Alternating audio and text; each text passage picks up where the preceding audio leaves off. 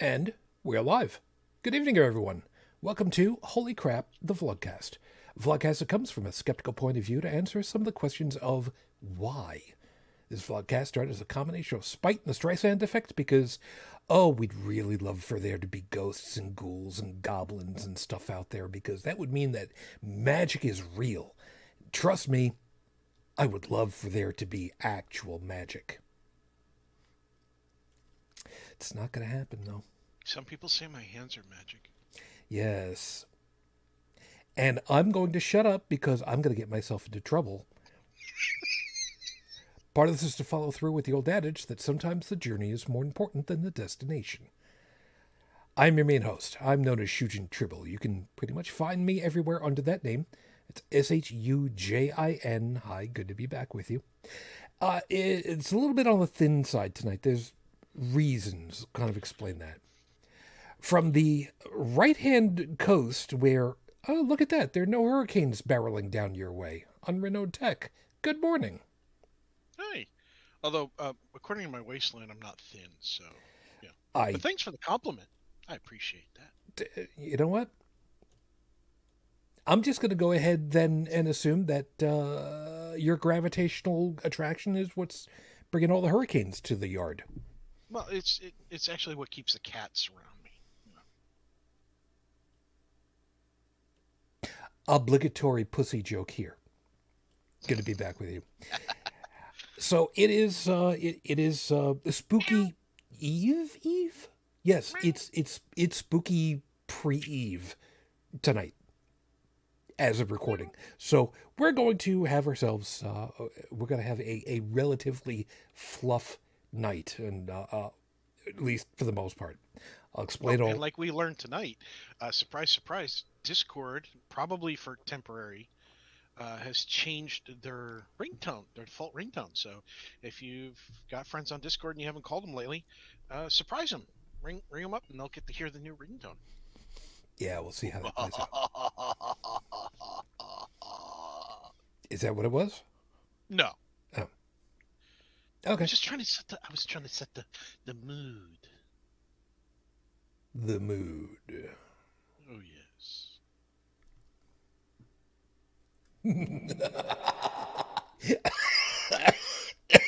I can't do that. I can't do that anymore. I'm not as young as I used to be. So, hi, everybody. Good to be back with you.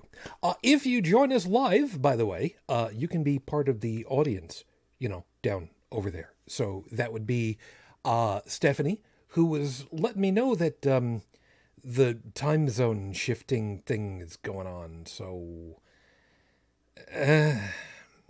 like I said, earlier when you told me about that, and people wonder why I use UTC to let everybody know what time we're, just leave the clocks at the time that they're supposed to be and just change every 15 degrees of longitude. Whatever. Fearless, hi, good to see you, hon. Hope you're doing all right. And right now, that's about it.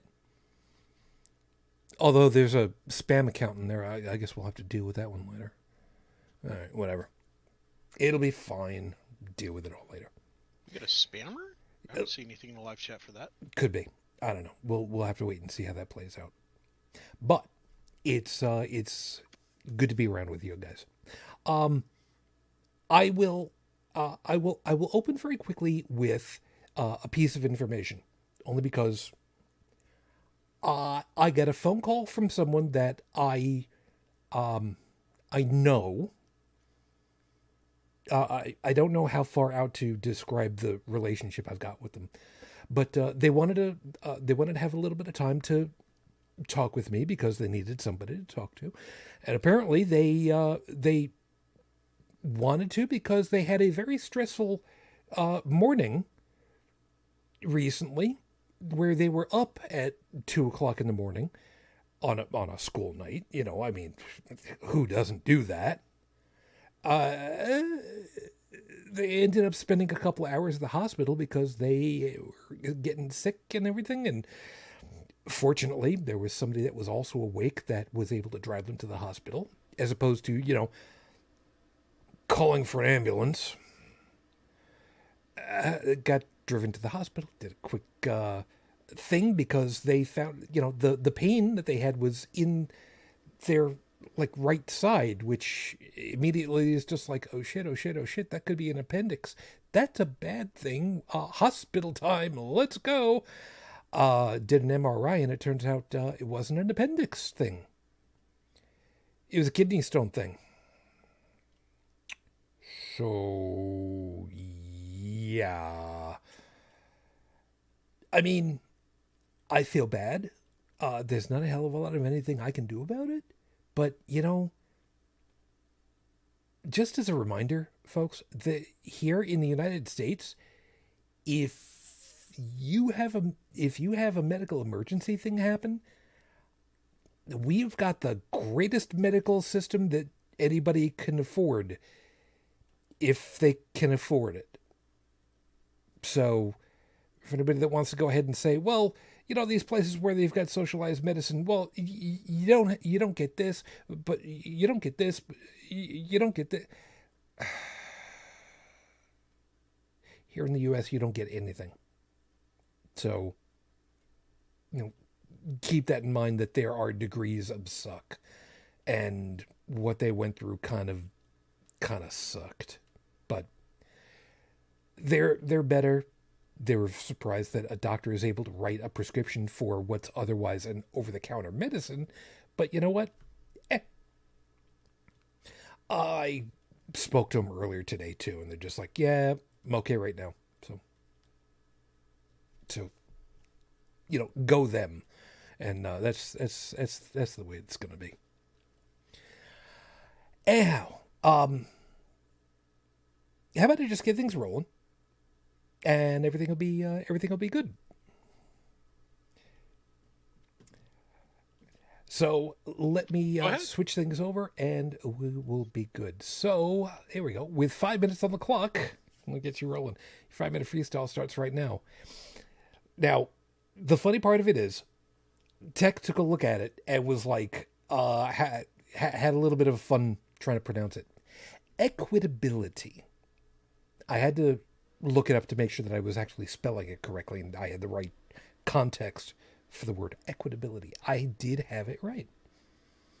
Equitability ain't currently, right now. I don't like to talk about just my country for the shows, generally speaking. This part, my part right here, oh yeah. Equitability.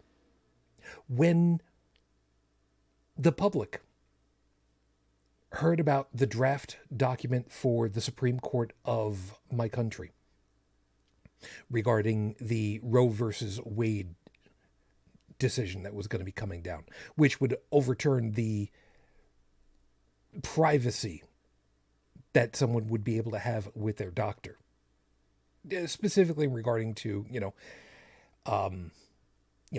personal reproductive rights.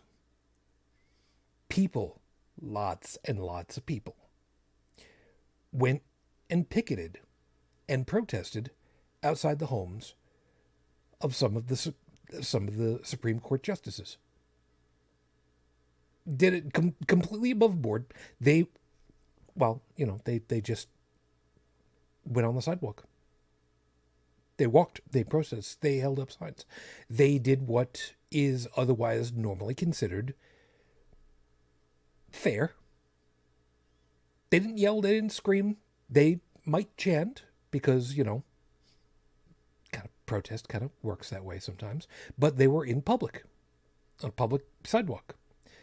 Except that there were rules and laws put into place to prevent people from doing exactly that. How constitutional that is completely up for debate, of course. But the idea of protesting in a public locale is a time-honored tradition here in this country and in many others for a very, very long time. What happened this week in California is not being met with nearly the same equitability. The Republicans, the conservatives, I should say very, very specifically, the hyper conservatives. They got all upset because people shouldn't be protesting in front of the secure places for these people, the Supreme Court justices, and the yada yada yada yada yada. Okay. What happened this week is that some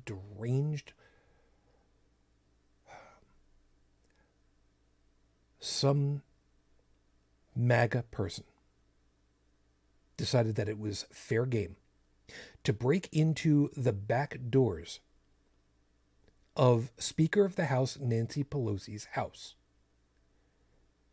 to try to find her. Broke into it. Called out, "Where's Nancy?" Same thing that was called out by many, many, many people during the January 6th storming of the Capitol building. Guy was armed with, a blunt force instrument, a hammer. Nancy Pelosi's husband, who is plus 80 years old, was there.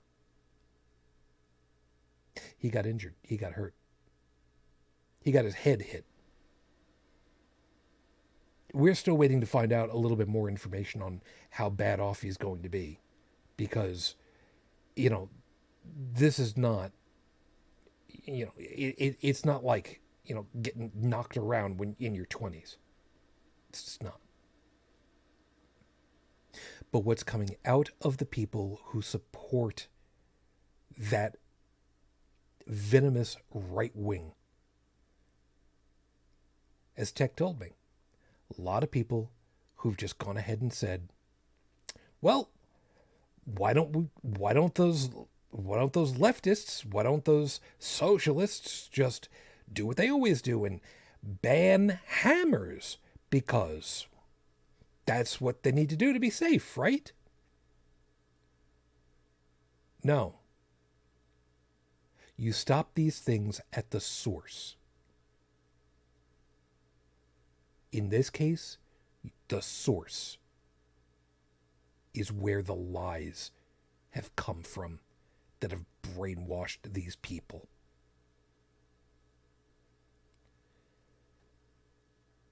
Normally, my time would be over, but I'm going to leave it with this.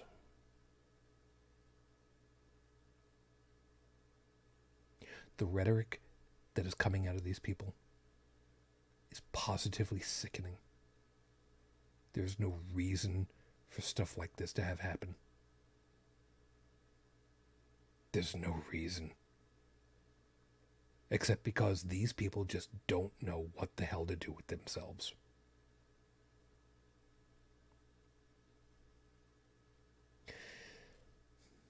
And I would really love to be able to go on, but my time is over, and I'm getting really emotional about it because it's just dumb and stupid all the way down the board.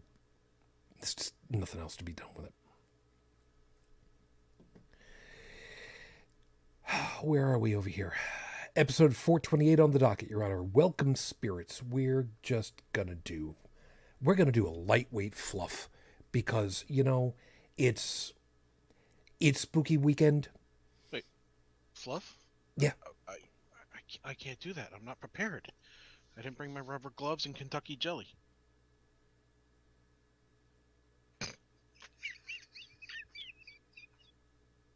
Priceless. I have words. I have words right now. Tech. One of those words would be so. Hey. There you go. I understand what you did and why you did it, but you didn't have to twist your hand that way at me. Actually, yeah. No, you didn't need to do the full accent on the hand motion. I'm just saying.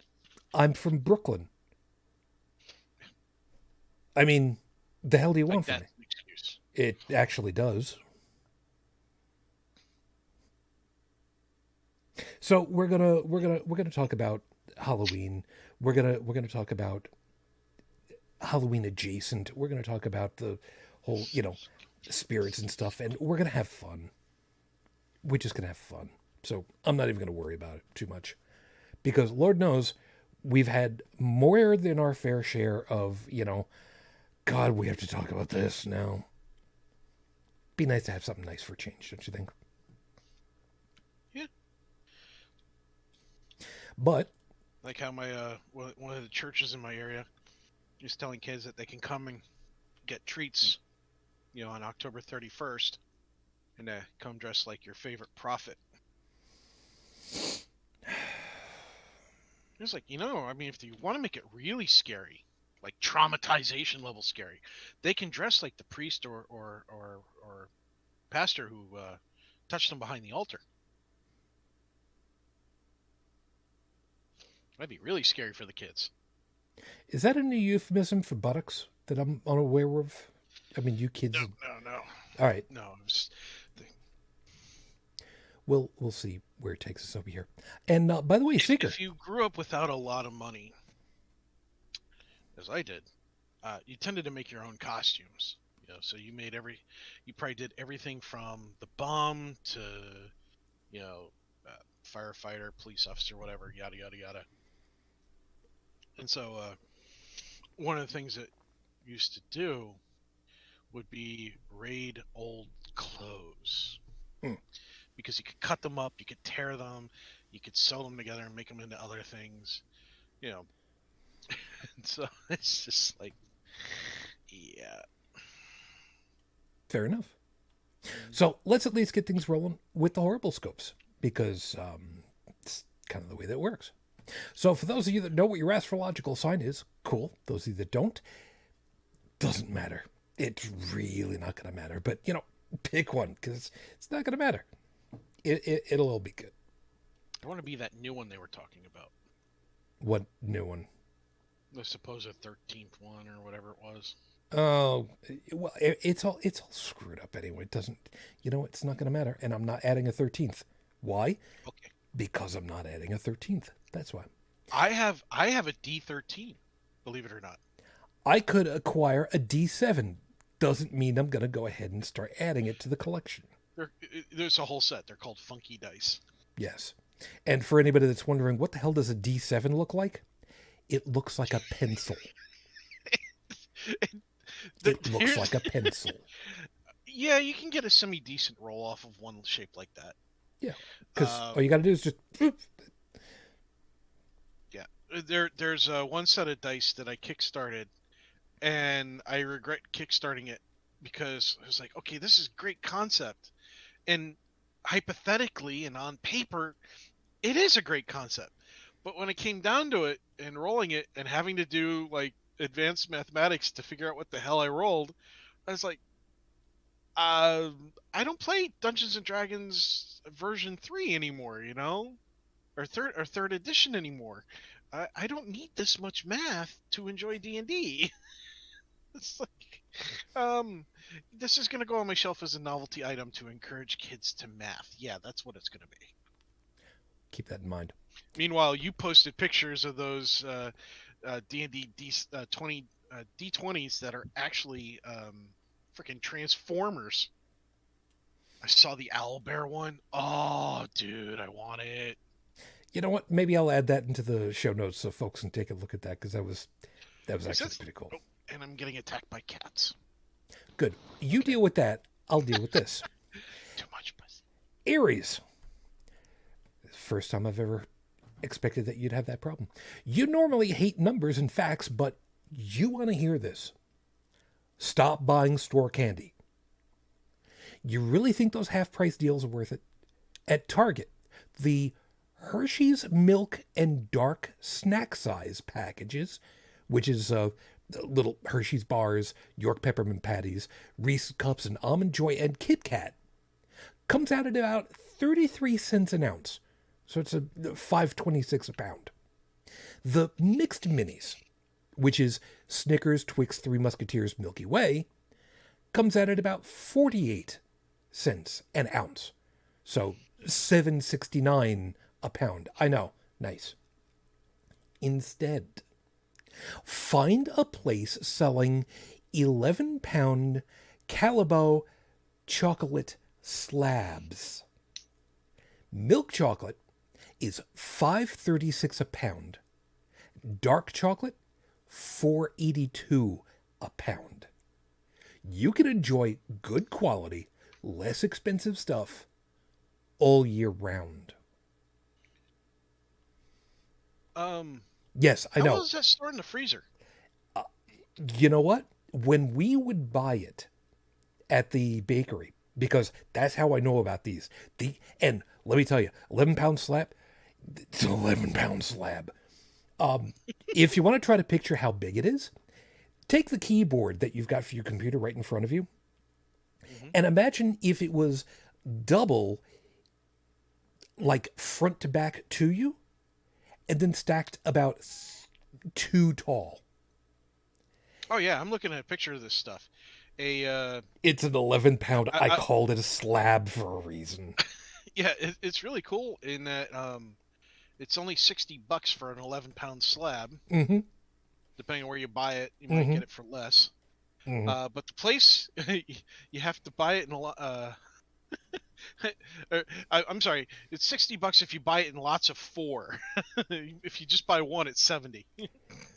When we would buy it for use at the bakery, Oh, you probably went through a lot of it. we didn't go through as much as you would think at a time, because that's the good stuff. But it's shelf stable. So you don't need to refrigerate it. You can, but you don't need to. Oh, there is a 5.5 pound bag that's actually designed to be melted in a chocolate fountain. As an aside, Dude, if you're going to be there's like doing lots of options for this stuff. There is a white. They even make a canister of ground white chocolate. white chocolate is not chocolate. No, I know it is, but I have White chocolate members is not of my chocolate. family that can't eat regular chocolate. That's perfectly fine. And so everybody understands, if you're going to be doing a chocolate fountain, don't use this really good stuff. Get the discs instead, because that is far less expensive. It's not nearly as tasty, but it's got the added benefit of, well, honestly, it'll melt better. And What I would really, probably at that do point, is I would probably get the fountain one and use it in a fondue pot for, just friends or family. I mean, so maybe. so Taurus. Okay, normally we'd give you fun advice, maybe thoughtful, sometimes even annoying. But this time it's just a simple, straightforward, don't give up. Look, things are always going sideways and it's not your fault. But take a long breath, center yourself, and you'll be okay the next day. Good luck. We're all counting on you. That's a reference in there for somebody. Gemini, look, last week we were having a bad time writing the scopes. We didn't really mean to take it out on you.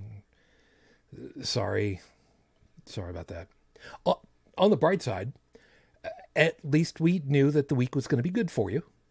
So as a makeup, how about this? Halloween might be over, but you can host a costume party whenever you like. Start planning for a Cyber Monday shopping expedition as a group Zoom call, but everybody in costume. It's like going to the mall together, except without Sbarro's pizza, which is a bonus. No. Yeah. Sbarro's is... It's not New York pizza. Period. End of conversation. But what they make is tasty. With enough MSG, anything can be tasty.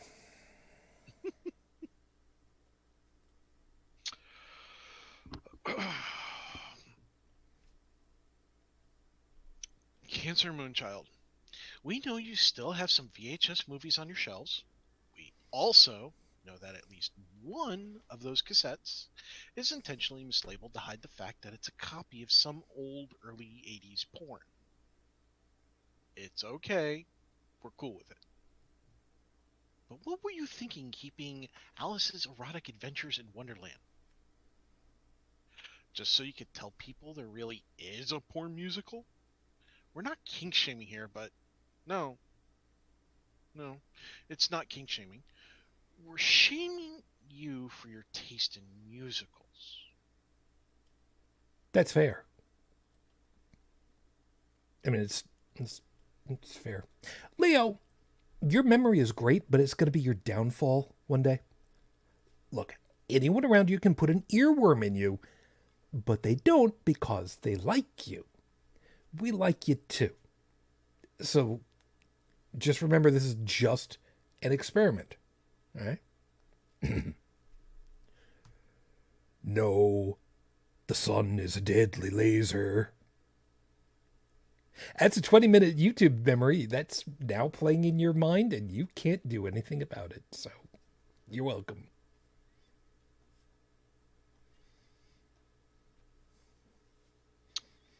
I was actually looking that up because I have no idea what the hell that reference was. Okay, I'll make sure that it's in the History in the show of the notes. entire world I get. Okay, here it is. Know Your Meme. Okay, yeah, pulling up on Know Your Meme tells you what it is. I'm gonna have to watch it later. Sorry. Yep, we'll yeah. You go ahead and do your thing. Virgo. Your recent medical issues have sucked, but that's all behind you now. You handled yourself admirably, but now it's time to take better care of yourself. First step is to drink more. Now, if we could trust you to make sure that it was actually water instead of water adjacent, that would be great. Less tea, less coffee, and stop substituting liquid coffee creamer in your cereal bowl. Seriously, take care of yourself. Yeah, I'm going to be sending that off to somebody. Pretty soon. Libra, now that you have a streaming service subscription, what are you planning on watching? Movies that you had no intention of seeing in the theater anyway? Or TV shows that you've already got on DVD? How about just putting up an antenna and pulling in the TV stations you can already get for free? All you really need is a wire and some elevation. Give it a try. You might be surprised at what comes.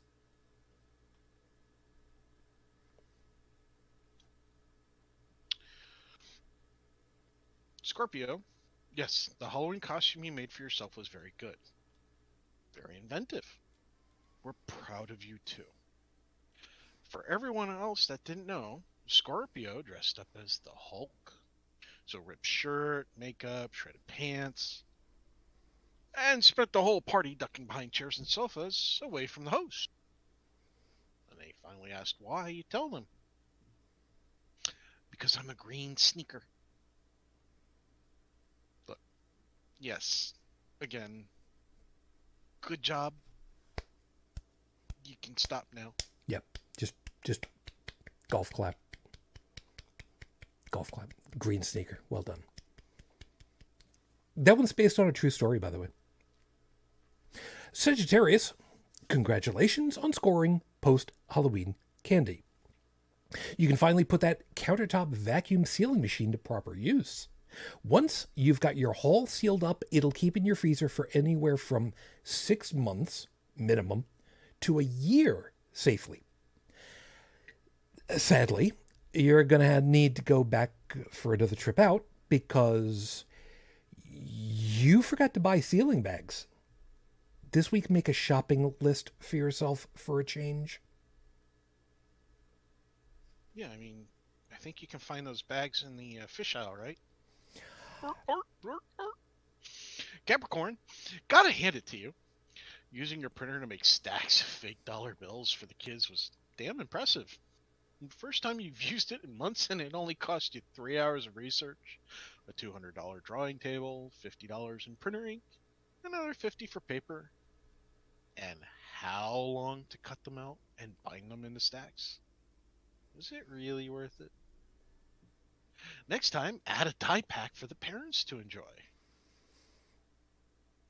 I've actually been kind of wondering to myself, how do you make that work? And the only way that I've been able to figure it out is get like a good stack of them, carve out the center, and put like a food coloring plastic squeezy in there, but take the top off and then seal it back together again so that when you give it to the kids, you can just go, okay, kids, do you know what this is? Cool. Show it to your parents and then do this with it and, have yourselves a great night. Got to teach them early. You could also, apparently there's, I saw a video on YouTube a while back, and it was people who were taking these discs of chalk that were used in the gyms, weightlifting, acrobatics and stuff like that. Okay. Instead of having a bag of dust or little cakes, and you just squeeze it in your hand and it powderizes. Okay. And so that became a thing on YouTube, and then they ended up doing baking soda and somehow forming them into pucks and doing the same thing with that. So one of the cool things is that you have to get it wet and then re-dry it out while it's formed. So you could actually instead have more fun by making a solid block of baking soda that's been dyed already. Dry it out into the form, and then when they hit the pack, it goes poof, like like the Johnson & Johnson baby powder and their lawsuit that they're handling, the class action lawsuit against them, has gone poof. But yeah, I mean, at least it wouldn't be a permanent stain, and they'd be able to vacuum it up, so you wouldn't get good kids in the deep shit. Not too much deep shit. A little bit of deep shit. Yeah, the kids, they can. Aquarius, time is of the essence. You need to get out of the house, get to the grocery store. You've run out of brown sugar, maple syrup, and thick-cut bacon.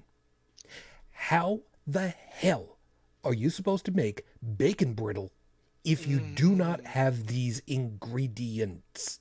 Life's too short to forget these things. Get going. Bacon brittle. Oh my god, I gotta try making that one of these days. See, that's what people should be running out and getting when they hear that, oh, there's a hurricane or a massive tornado or whatever's happening that's going to make it so that we might lose power over the next few days. Make a ton of bacon brittle. That way you have something to barter with your next door neighbors. Yeah, that's a good point. Because if you just make regular bacon and the refrigeration gives out, people are screwed. But bacon brittle, dude, that's shelf stable for a bit. Yeah, that's a good point. Especially if you get the bacon fully caramelized and coated, because then whatever moisture's there is sealed behind the layer of sugar. Pisces.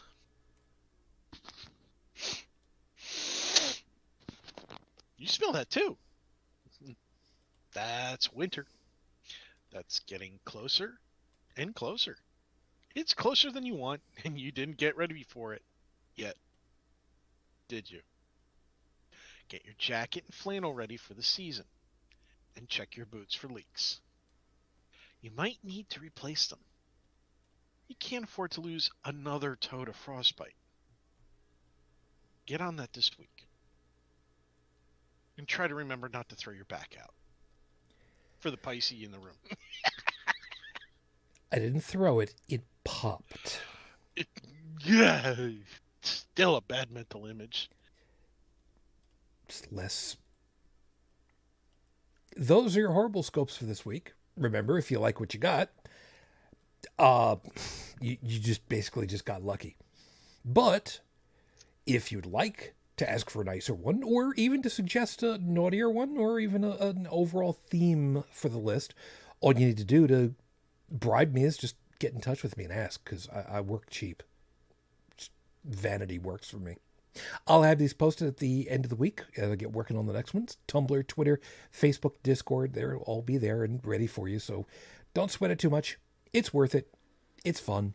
We have a good time. And I've been doing these for what feels like a very long time now. And I'm having a good time of it. So, there you go.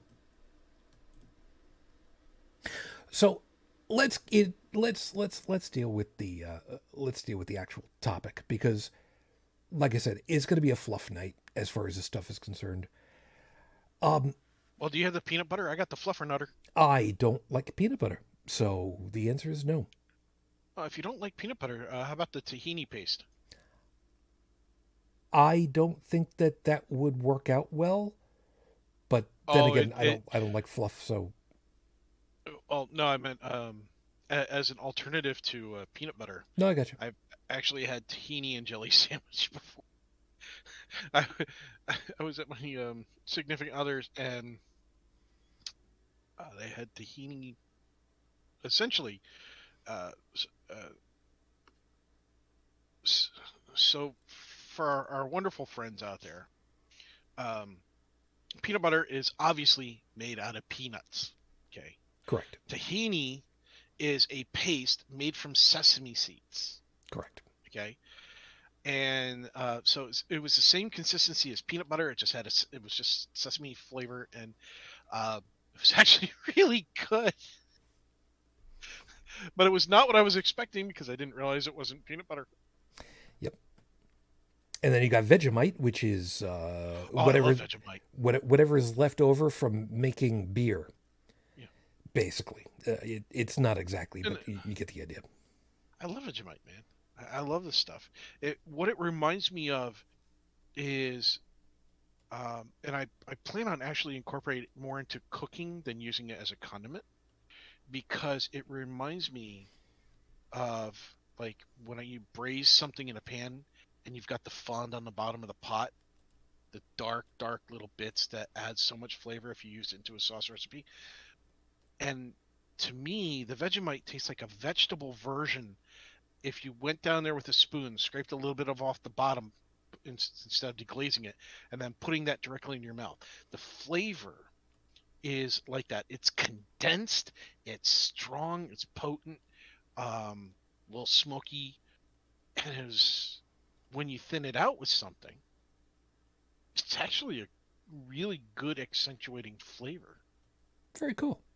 Yeah. Uh, by the way, Kato, hi, welcome down. Good to have you.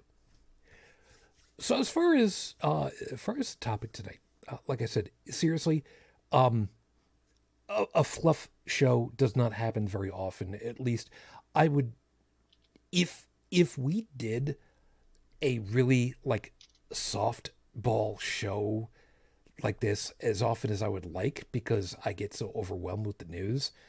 I don't think we'd get a hell of a lot of anything really accomplished. So this is one of those nights where, yeah, man, we just need to chill the hell out. So what better opportunity than to go ahead and talk about? Well, we're coming up on the night that Harry Houdini died. My first, the first childhood idol, I guess, that I had because I there was a book that we had in the library at my elementary school that was about Harry Houdini. And after the first time that I read it, I kept checking it out week after week after week after week. I was good about it though. I kept bringing it back, made sure that the librarians, okay, yeah, sure. I'd like to check it back out again. Okay. After several weeks, she basically said, look, maybe it'd be really nice if, we left it for a couple of weeks, give other people a chance to read it too. Oh, yeah, that's probably a good idea. Yeah. Harry Houdini died Halloween night. I forgot what year it was now off the top of my head. Um, he got sucker punched, and it ruptured his appendix. And one of the escapes that he was going to do, the water torture cell, he wasn't able to. He wasn't able to do it, and he basically drowned. Now, when I say sucker punched, he claimed that his stomach muscles were so strong that he could handle any punch from anybody. And there's And he yeah, wasn't wrong if you gave him time to prepare. There's a technique for that. yeah, It's very specific. You ask any magician, they'll tell you it takes time to prepare for that cannonball to the gut. yeah. And unfortunately, this one college age, I think, is what he was, late college age, went ahead and walloped him one in the stomach, and Harry wasn't ready for it, and it ruptured his appendix. And the water torture cell is the one where you get lowered upside down into a tank that's maybe 18 inches across. It's square but tall, and the escape method requires stomach strength, and burst appendix kind of too much pain to work through, and he died. And I mean, there's actual like the History Channel did a whole thing on Harry Houdini, and they were talking about how his death was actually aggravated by other things as well. It wasn't just the punch that got him. He did a prior performance. I don't know how many performances before that fatal one, but he had other ones where in one of the performances his leg got hit, and what happened was he had actually fractured his ankle, right? And the doctors told him, hey, you need to calm down. He didn't calm down. There's just a lot of, if I can't do it, I can't. I've got these commitments. I got to keep it, even if it kills me. Well, and he did. It killed him. Yep, exactly.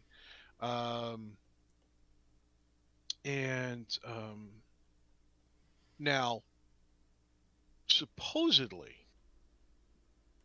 the guy who punched Harry supposedly had a conversation about the punch, and you had asked him if he could really take any punch. And that's when Harry said, mind you, he's around all these young people. So either, I don't know what's going through the guy's head. He might have answered the question because he might have thought it was just a completely innocent question. But me personally, I'm paranoid. If somebody's asking me to do something that, hey, can you really stop a sword with your teeth? And I've already pulled that one. I would say only on stage.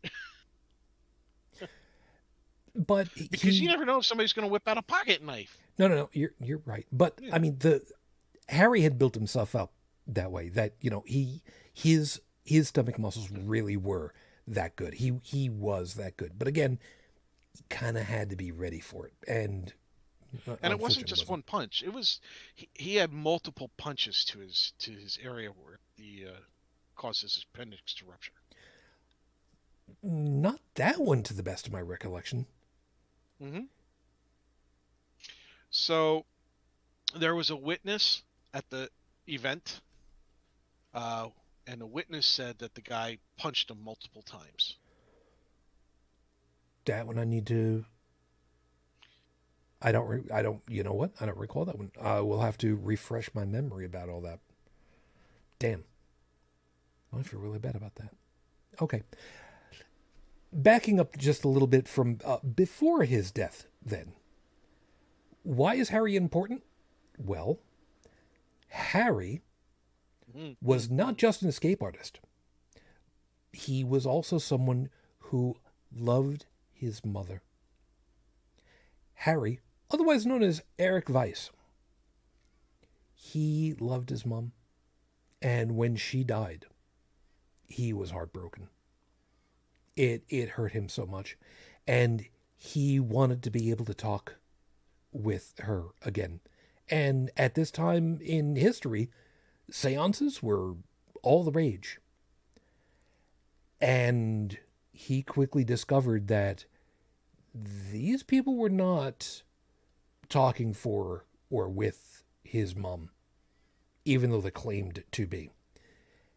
And he went on a personal crusade, if you'll excuse the expression, and went into these seances and told the people that were there, who were paying good money, by the way, to be in these things, this is what's happening. This is what they've done. And showing these people off for the charlatans that they were live in front of the audience that paid money to be there with them. To the point where people knew, these people who are running seances knew that Harry was doing this in areas, and they'd be on the lookout for him. And Harry would put on disguises so that they couldn't figure out who he was easily, and kept tearing these folks down. He did effectively what the great James Randi did. I miss Randy. I miss Randi too, man. But Randi was good.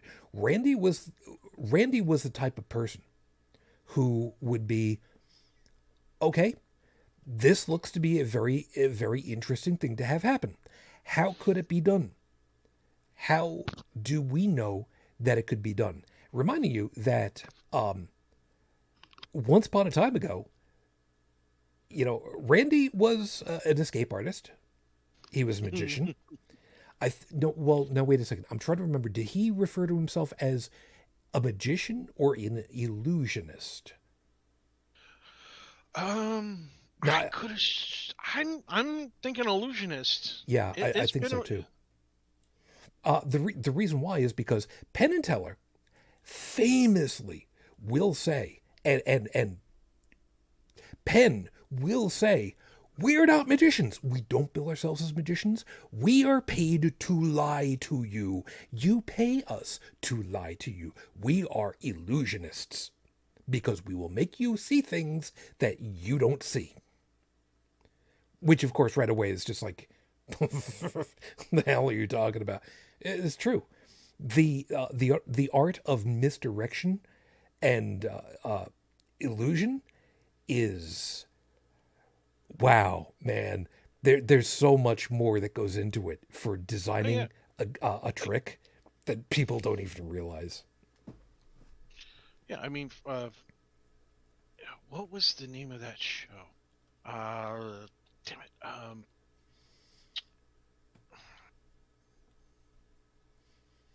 Bloody hell. It was, What are you thinking of? It's the movie where, oh God, which...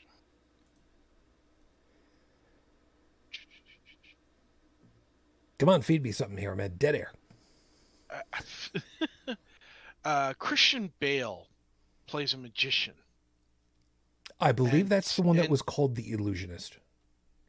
And had Tesla in it as well. I'm pretty sure that's what it was. Anyway, in the movie, they're trying to figure out how the new guy on the block are performing a particular magic stunt. And the stunt is of a little Asian man whose back is weary, he's bow-legged and everything else. And he does this whole thing of making a fish in a bowl disappear. And what's happening is the guy is actually beginning his stage performance the moment he stepped out of his carriage, because he already had a bowl between his legs. And so what happened was when the magic happened on stage, it was a swap out between the bowl with the fish versus the bowl without the fish. And then the performance doesn't end until he actually leaves the theater, gets in the carriage, and nobody can see him anymore. And Cato's feeding this one. Sure it wasn't called The Prestige? That's what Cato's suggesting, The Prestige. And oh, cool. Thanks, Cato. Yeah. Although I didn't see it, but you got it first, so credit to you. Yeah, there was one called The Illusionist, and I can't for the life of me remember what. It was definitely The Prestige. It had. If you haven't seen it, I actually recommend watching this thing to get a better idea of how easy it is to trick the human mind with ingenuity, engineering, and literally sleight of hand. I remember the first time somebody showed how the psychic surgery stuff worked, and it was literally just sleight of hand stuff. Yep. With them carrying hidden fake organs and stuff from like cows and pigs and shit, and I'm like, well, not cows, obviously, but pigs and such. And I'm just like, that is so dishonest. Mhm. That is so dishonest. That anybody claiming to be a psychic surgeon, you know, yeah, you're in a mental institution at this, because you're either a fraud or you're fudged up in the head. And if you're a fraud, well, that'll become pretty apparent once the drugs kick in.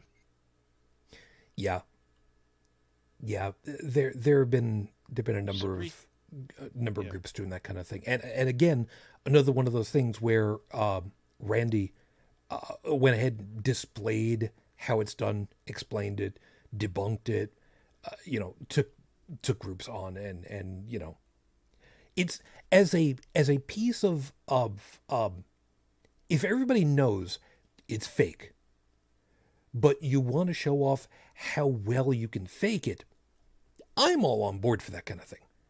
That kind of performance art, I'm perfectly on board with that, so long as everybody understands that it's fake. But it sadly it's one of those things where if you do it well enough, you can make people believe whatever the hell it is they want to believe. Hmm. And that's part of the And don't problem. forget, you also have other factors in that too, where you have the sunk cost fallacy. Oh god, yeah. You've got the gambler's dilemma, or whatever the heck it's called. You got people who are, and I know this one from experience, partially. People who are desperate for any, literally any kind of relief. People who are going through mid to late stage cancer, who want to hold on to any possibility because if we've got nothing to lose, let's just go for it. Let's go for everything that we can. And that's the moment that you end up getting preyed on by these people. And that's just disgusting, doesn't even begin to cover it. And I think Tech and I can both agree on that one. Oh yeah. I mean, dude, we could start. You and I could start a church and fleece them big time. I have, I bet you that I could even increase the tithing from 10% to a whole 25%, from at least 25% of the congregation. I've, I can't believe I'm going to say this. I've considered it a couple of times. I really have. But I've considered it in an honest way, which was for all tithes must be attributed to a person, and everyone gets their tithe back minus, let's say, 5% as a an entrance fee, which would be known for, but that people end up getting their stuff back, or services, or stuff gets sent to them, groceries, lawn mowing, things that what people have been putting in for this. Let's get their money back to them. Sometimes it's just their money. Sometimes it's some extra services. Sometimes we pool a little bit better to do something community related. But I would never do something like that with the dishonest practice of I want money. Yeah, well, uh, you're not That's in the the difference majority of between that stuff. yeah, that's the difference between No, us no. and so many others. Yeah. Honestly, if I had to start one up where I was actually starting something up because I actually gave a damn. Now, it doesn't mean I don't give a damn about humanity. I just don't care about religion. I don't give a damn about it. Or wait, no, that's the wrong phrase. I actually despise it. What I mean is I don't want to. I don't give a damn about churches. Okay. Okay. Even when I was a believer, right? I never felt that a church was a good place. Because if you've got a being that's all knowing, all loving, all caring, why the hell do you need to, especially one that can hear you like at any hour of the day, why the hell do you need to congregate in a building with a bunch of other people that you don't know, don't interact with? Maybe some of them are real assholes. But why do I need to go through like a third party? Huh? Okay. So that was something that I always bugged me as a religious believer was, why the fuck do I have to go through a third party? Why do I have to talk to them? I read the damn book. I know what the hell's going on. I don't need that person there interpreting it for me. I it wasn't a brain, but damn, the comprehension was. I was lucky in that respect. But what I was going to add, if I was going to start someplace, okay, this is where I got off track. If I was going to start someplace, I would take the same approach as in the book Stranger in a Strange Land, with the character Michael Valentine Smith, who basically started a church where he put his own money in the bowl, lots of money, and the bowl was passed around. And if you needed money, you took it. And if you had money to give, and you were willing to give, because there was no requirement, then you gave. And it was expected if you needed it, you would take it. Whatever is left over would go into the bowl passing around the next time.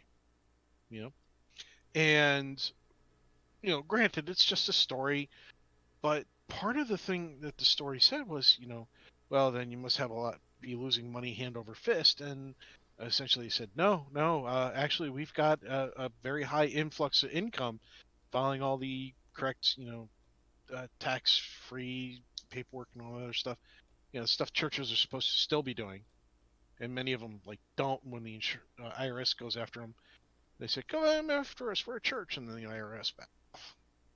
Yeah, it's a whole other thing. By the way, yeah. 2 items. One, what I was going to add, by the way, for you was all these people getting together once, twice a week, weekend, whatever the hell it is, who intentionally dress up in their nicest clothing that they take back off again after they get home and put on just the regular duds again. And why? Anyway. And Seeker, I agree with you. Yeah. And you saw it. Seeker put it over here. Cut no wood, hew no stone in thy name. In other words, don't build a damn church to worship me. Well put. Yeah. If anybody who's read the books knows that the realm is around us, that's the earth. The body's the temple. You don't need to go into a building because you are literally supposedly talking to God through yourself.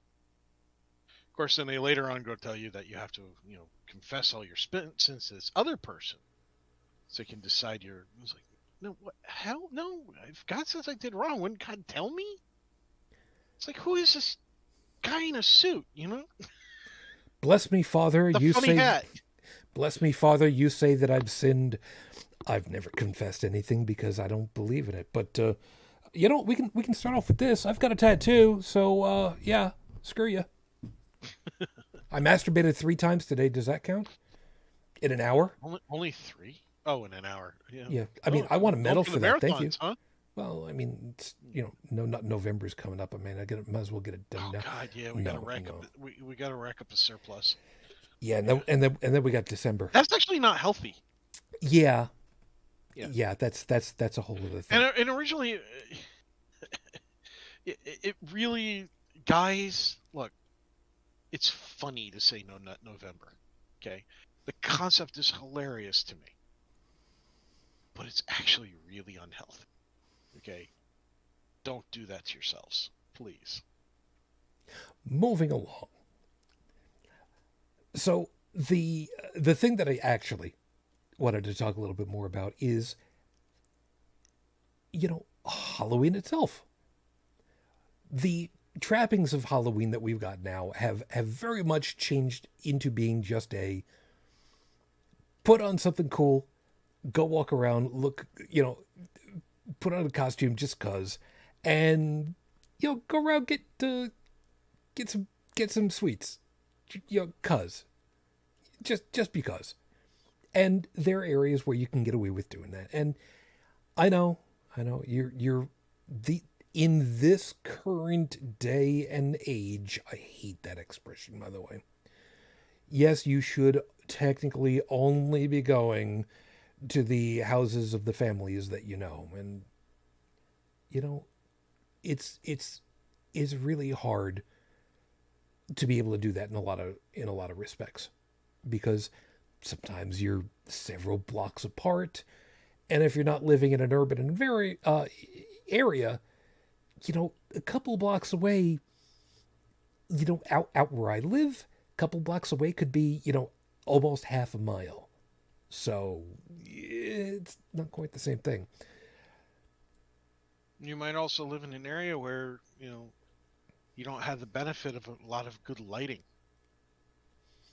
Or know a lot of people really nearby. There is the small problem of living in a tight-knit area.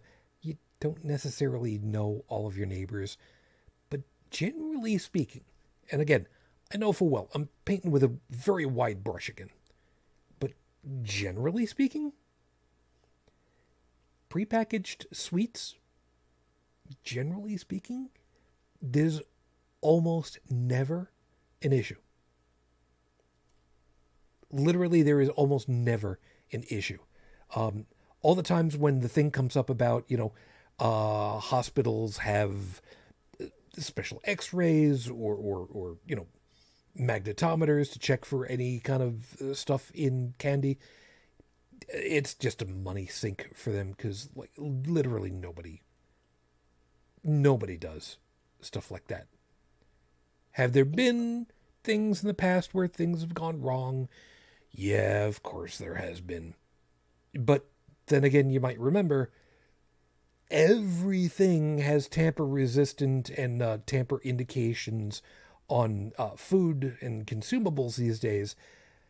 But in Chicago in the early 80s, it was a grand whopping total of 7 people that had a problem with Tylenol in Chicago.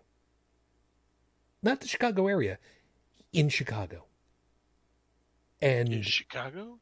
It's not Chicago. It is Chicago. Yeah, so, due diligence just to be on the safe side, sure. But beyond that, most of the time, it's just fun. So in my neighborhood, there was a lady who made candied apples every year for Halloween. Oh man, you can't give out to the strangers anymore. Hold on, what she used to do, mm-hmm. because big neighborhood, is in with the candied apple. She put it in another bag after she wrapped it up, of course. There would be a sheet of paper in there, from a small notebook. And eventually she got a printer and started printing them out one year. And it was a lot easier to.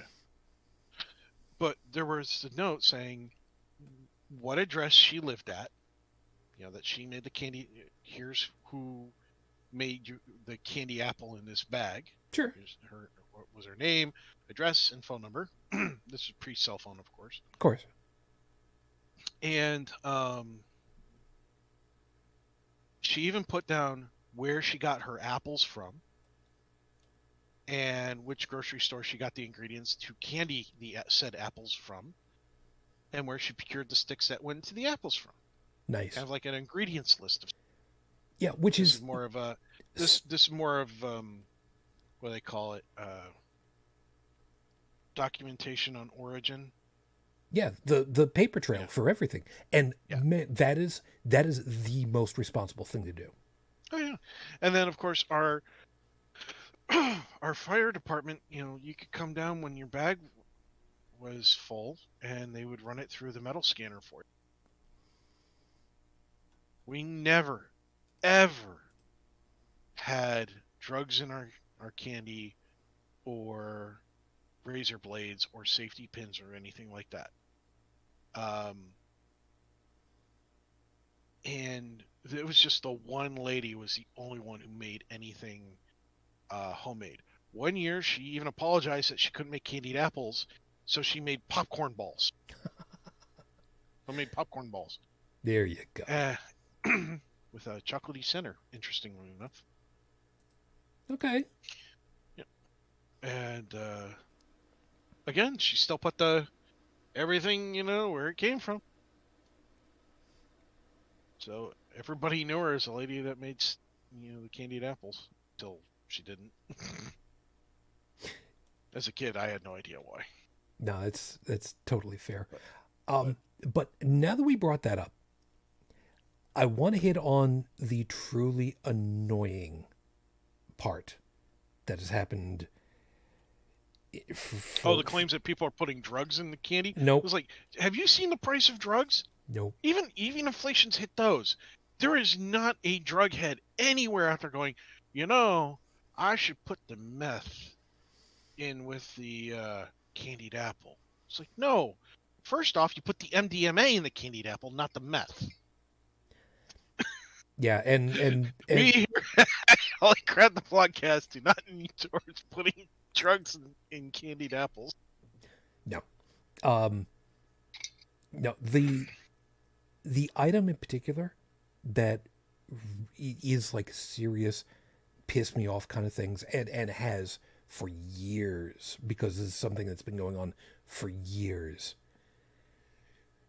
You reprobate sons of bitches that have decided that in and amongst all of the miniature, quote unquote, fun size candy, you decide Go ahead. You decide you're going to slip in between it all where the kids can't see it because you reach all the way in to drop it in there. The little chick tracks. I'm going to get away with saying it right now. You folks that have done that and continue to do that and have every intention of continuing to do it in the future, fuck all ya. All the way down. Sadly, you can still buy these things. Oh, you'll be able to buy them for years to come yet. Yeah. And I mean, there is no... So I don't have a lot of boundaries that I'm not willing to cross over. As we've seen on this show, that I've taken shots at a few things, made jokes where other people might have gone, it's kind of inappropriate, don't you think? Whatever. But here's just something to chew on a little bit. Some of the chick tracks actually, go after the adopted. And saying, oh, well, if you want true acceptance, you got to get adopted by God. It's like, you asshole. Or the one that goes, that lets you ask if you're are Roman Catholics truly Christian. It's like, how about you just worry about yourself instead of everybody else? It's disgusting stuff. And yeah, they also make them that go after Halloween and all the other crap too. And Dungeons and Dragons and people who believe in evolution and atheists and claiming that the Catholics, especially the Roman Catholics, they don't talk about the Eastern Orthodox. Funny enough, I wonder why that one is. But the Catholics are the whore religion of Christianity. I forget exactly what the wording is, but it is something along those lines where they're not true Christians. It's like, dude, you don't know what the hell you're talking about. But you know what? You're already a self-proclaimed Christian who thinks that they know what Christianity is. So par for the course, I guess, then. Because you don't know. I just...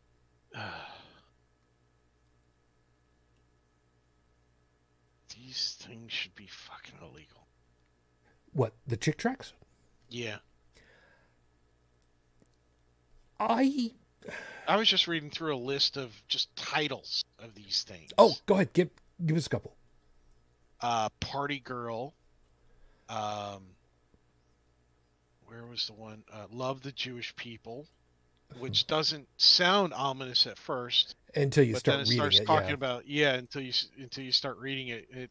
It turns it toxic.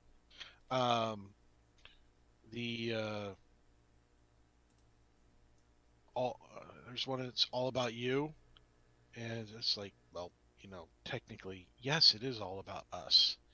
Oh, we know full well that there's at least one all about the whole Dungeons Dragons thing, and it's demons coming at you because of math and dice. And I mean, there's one in here on global warming. It's like, really? That's a new one. It's like, dude,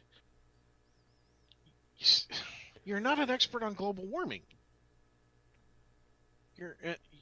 You're just an ass who likes to scare people. Well, see, there's another piece of that. No, because he's dead. That's the only good thing I can say about him. The guy, Jack Chick, he's dead. He's been dead. Literally, like, medically stable, room temperature. He is no more. He is an ex-chick. But he had apparently made a whole bunch of those little chick tracks so that after he died, there would still be many, many more that would be able to come out that would be new. I'll tell you, try to keep the them most relevant. Disgusting one I've seen so far is the one called Faithful. And it's apparently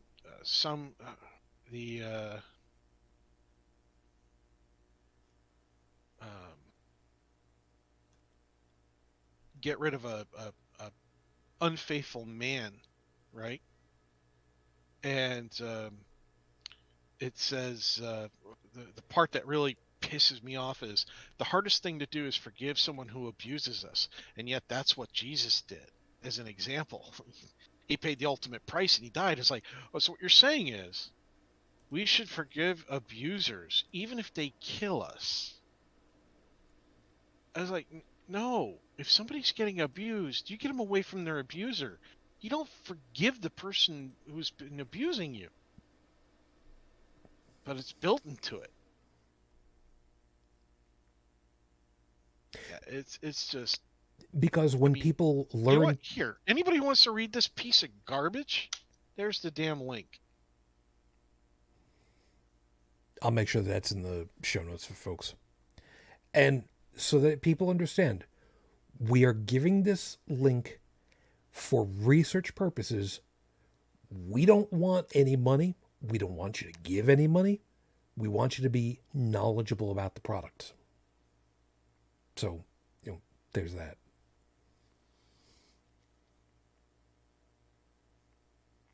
It just drives me up a wall. It really does.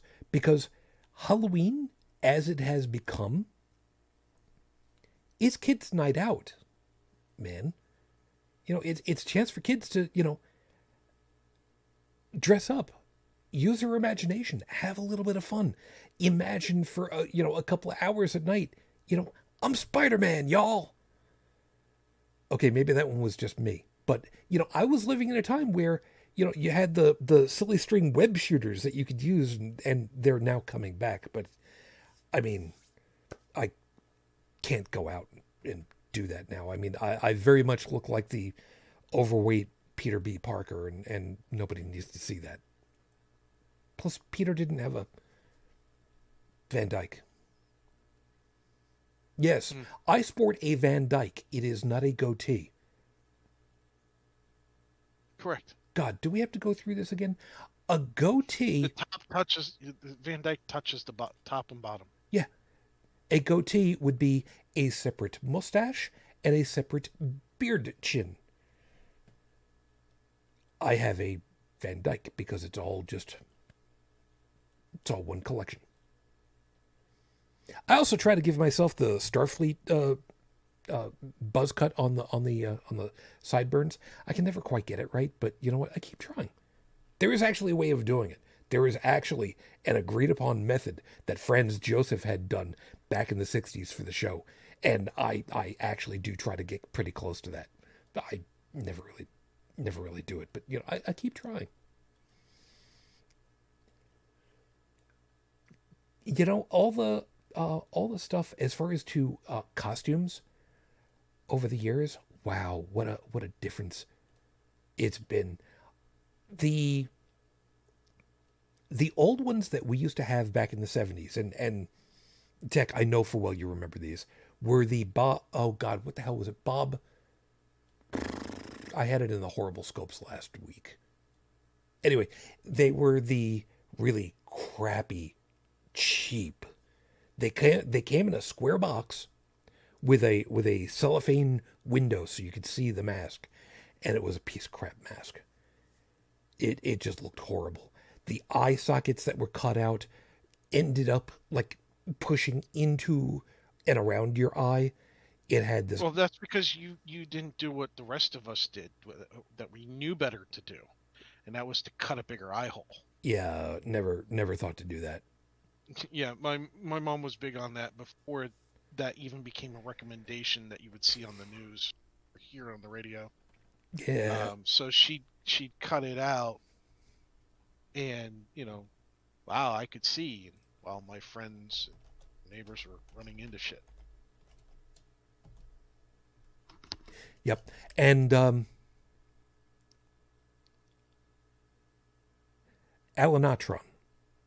I hope I got it right. Forgive me if I mispronounced it. Yes, we record almost every Sunday morning.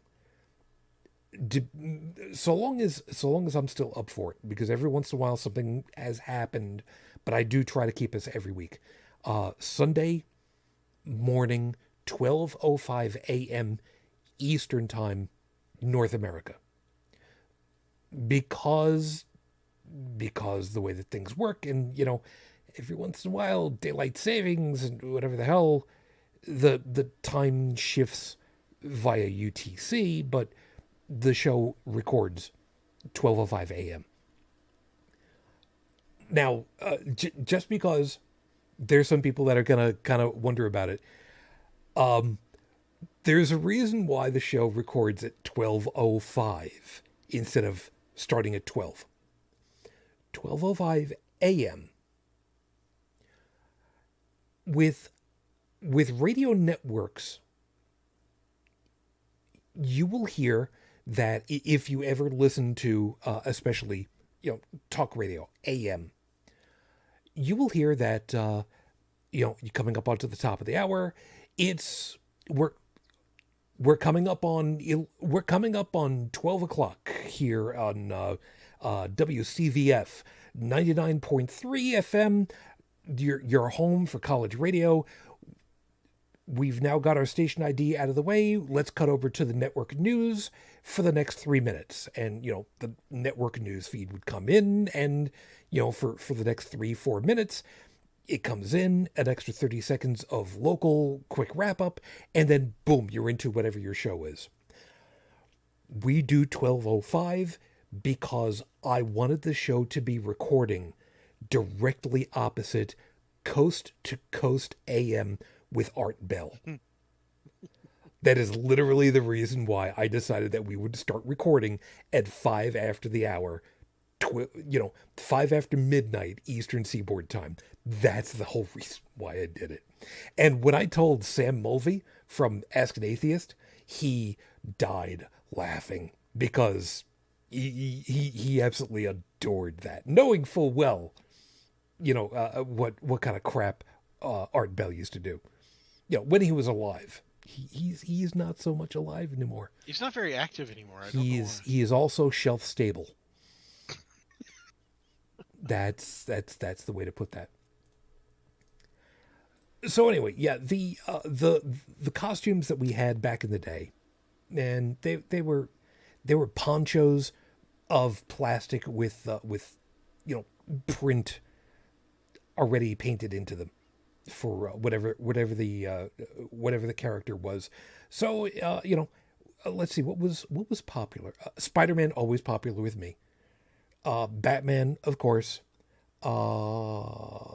Non-superhero that I remember that was like super famous. Evel Knievel. You remember ever seeing anybody with the whole Evel Knievel thing? Yes. I love that. When I was a kid, it was cute, and when I was a teenager, they usually tried to do something stupid. Yeah. We also had one guy show up as Super Dave. I gotta say, Evel Knievel's cool, and Super Dave was inspired by him. Yep. I really liked Super Dave. Yeah. I don't know what he's doing these days, but the concept of what Super Dave was doing, just I love it. Yeah. I love it. I don't know about the person very much, but the show was fucking hilarious. Oh, sorry. Absolutely. And Allie is saying, when I was like 4, I was Sonic. See, exactly, man. You do whatever the hell. Sonic the Hedgehog. Yeah. We got another visitor. Alina Tron. Yeah, Alinatron. At least I'm hoping that's how it's pronounced. But yeah, man, there were a lot of them. But again, the costumes, the vast majority of costumes that were out there were like really cheap. Really were. You wanted to have something that looked good, you really needed to make it yourself. And there wasn't a hell of a lot of information on how to do that. Kato says that there's Super Soaker web shooters. I was like, yeah. I don't know. The Super Soaker stuff isn't what I remember it to be. I mean, I had the original Super Soaker 100, 200, and 400, or was it 800? Doesn't matter. Doesn't matter. But I had the first 3 models of the original stuff, and the tanks that held the compression and everything. These things were like real thick, heavy duty. The washer was like the same kind of big old washer you saw on the end of your hose. Oh yeah. I mean, these things, yeah, it was really. They were built. It was something. When they ran out of water, you could just hold it by the barrel and beat the crap out of your friends with it, and it would still work. We here at Holy Crap the Vlogcast do not recommend pelting someone with a toy. Yeah. Especially the old toys from the 70s and 80s, that were designed not to break. Those will kill you. But the stuff in the store just seems flimsy and frail. Yeah. It's really sad. Although there is this one electronic squirt gun that is something to be feared. If I find the link, I'll put it in the chat so we can add it to the show. But you stick the barrel of this in your water source and you hit the reload button and the motor's and you can actually see the water piping in pretty well. Then what it does is, using its whatever proprietary system it is, when you fire a shot, it creates a huge high pressure high pressure in a small area, loads about a small amount of water in front of it, and shoots it out, and it comes out a water bullet. And the thing to remember about water is water doesn't compress. So it's carrying all that momentum it got. You're gonna when it exits that barrel. You're gonna feel that. Oh yeah. I mean, and it was shooting at large distances, and you get shot with one of those, and half your shirt soaked, because it's not shooting small, tiny thing.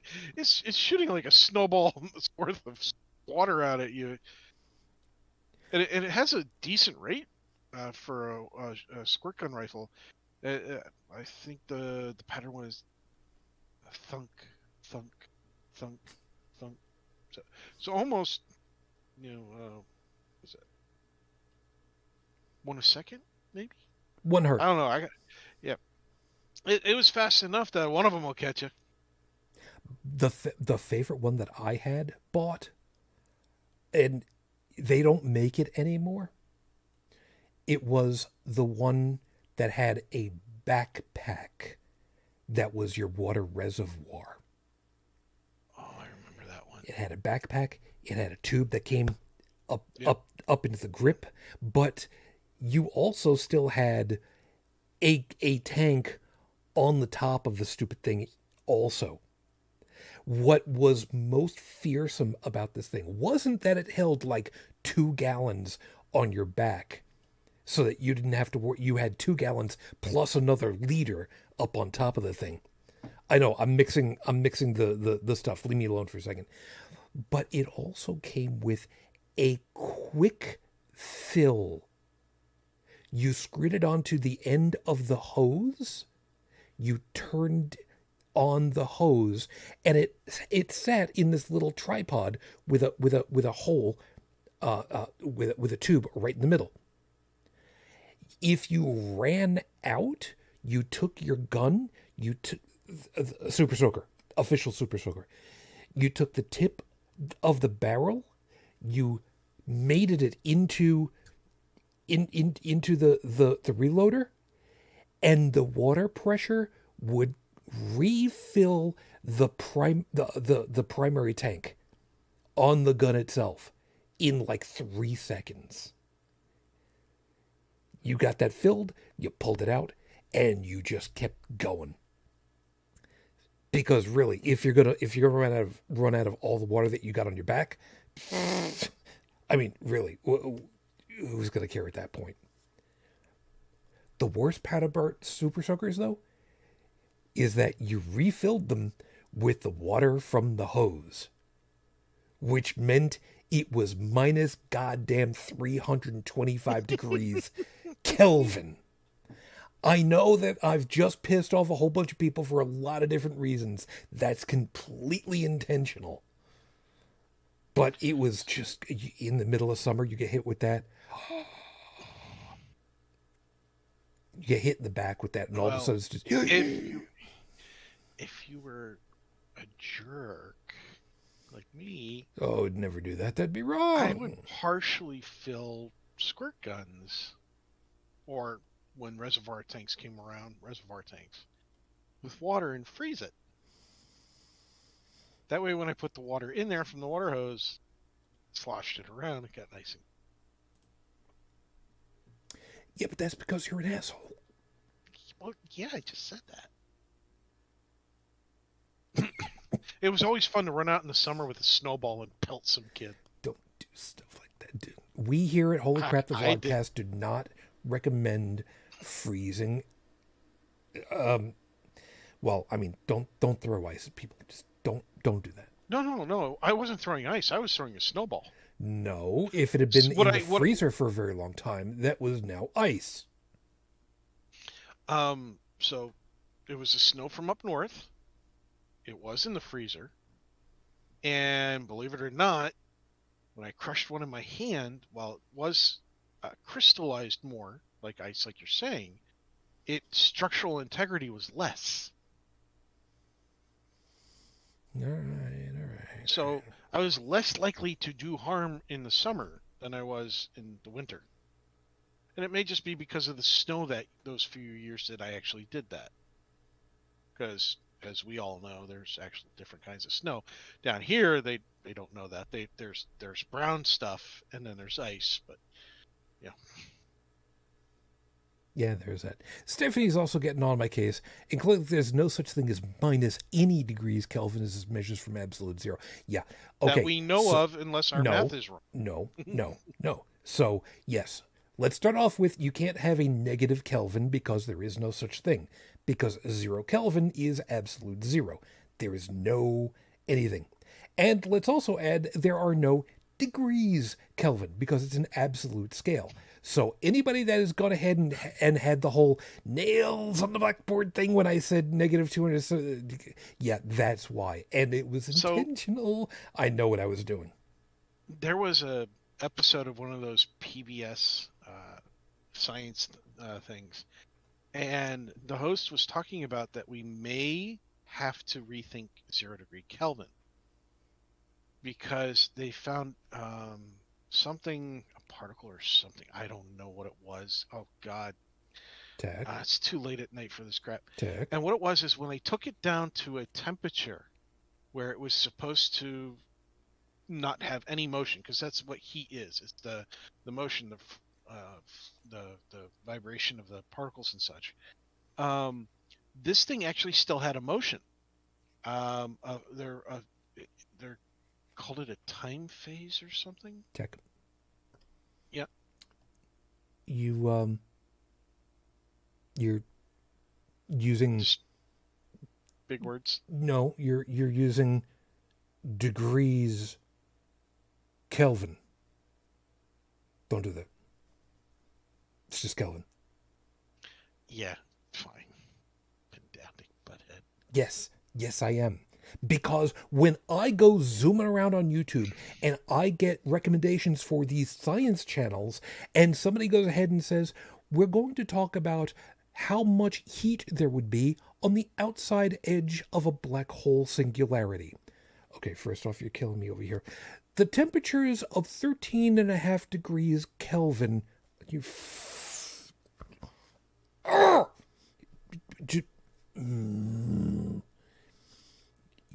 You want to say black hole singularity, and then you want to say degrees Kelvin, and you want to bill yourself as a science channel.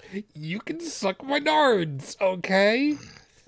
Sure. I don't have to dress up as Neil deGrasse Tyson or Dr. Sagan to know that you screwed it up. I don't even need to be dressed up to look like Beekman, for Christ's sake.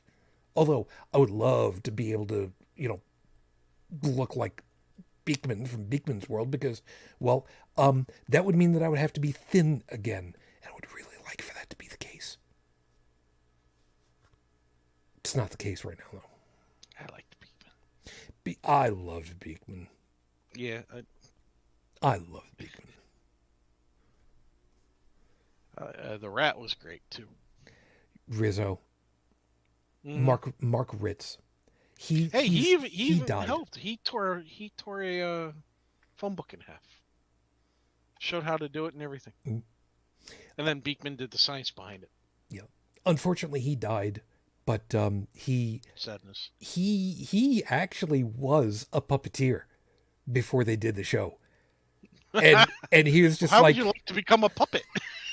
basically, yeah, that's almost basically how it came down. It's just like, I'm not doing anything else, so sure. What do you got? You got a paycheck? Okay, I'm there. What do you need? Oh God. They were okay. So let's we've got about 20 a little over 20 minutes. What were some of the characters from our past that could have been Halloween costumes, but we're really glad weren't? I'll give you an example. There are many people who are not old enough to know this one, and congratulations on being young. Slim Goodbody. Was that a groan of, oh shit, I remember that. Is that what that was, Tech? It was awkward. I've been known to be. I'm just saying. I've been known to be evil. I've been known to be evil. It was a little awkward. Mm. There was definitely some stuff on TV that you wonder how the hell that got on there. Mm.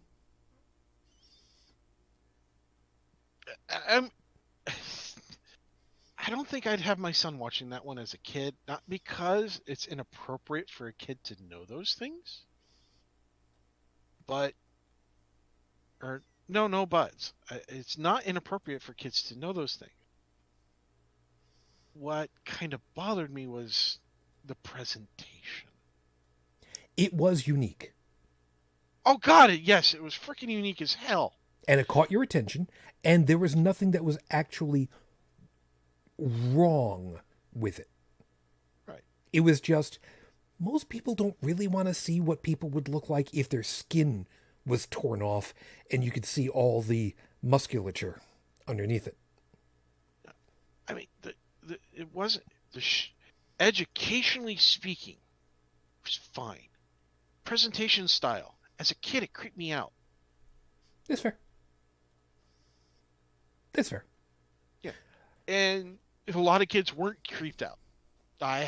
It's kind of like, like I don't have a problem with clowns. I think clowns are either hilarious or when they're made up to be scary, more whatever level is above hilarious in terms of funny. Because like my favorite clown in the horror films is currently Art the Clown. Pennywise, step to the side. Art The Clown is his full name. Art the from Clown. Yes. It's Terrifier is the name of the movie. Came out in 2016. People link it back to All Hallows Eve from 2013. And Terrifier is actually getting a sequel. There's a sequel coming out to it. And